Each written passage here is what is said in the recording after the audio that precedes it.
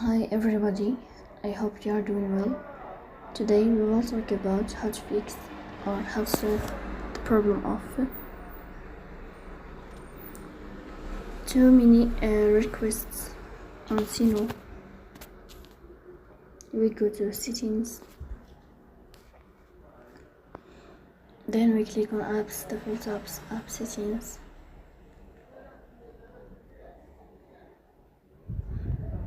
Here we click on Suno app.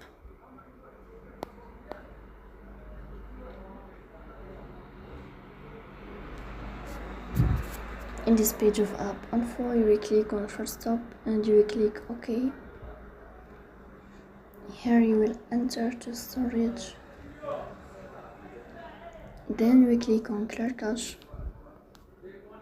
Here we go to Play Store, and after that you'll update your app.